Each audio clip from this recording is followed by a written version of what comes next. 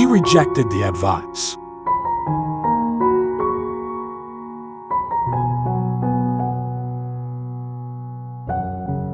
Question of the day.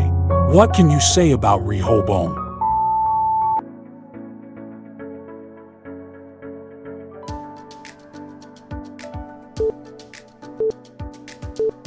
Answer.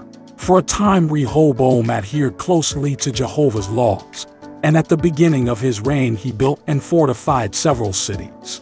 However, once his rule was firmly established, he abandoned the worship of Jehovah.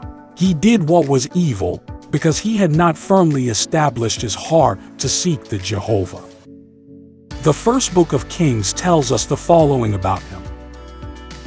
However, he rejected the advice that the older men gave him, and he consulted with the young men who had grown up with him and who were now his attendants. Consider the example of Rehoboam. When he became king of Israel, his subjects came to him with a request.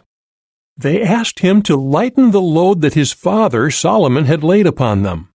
Commendably, Rehoboam consulted with the older men of Israel to see how he should reply to the people.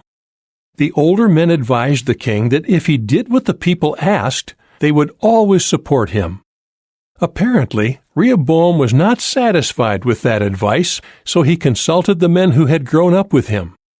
Those men were likely in their 40s, so they must have had some experience in life. But on this occasion, they gave Rehoboam bad advice.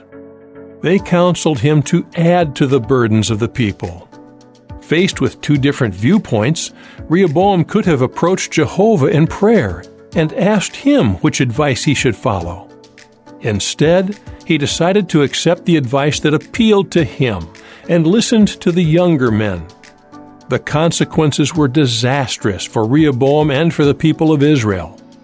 In our case, the advice we receive may not always be what we want to hear. Still, if it is based on God's Word, we should accept it.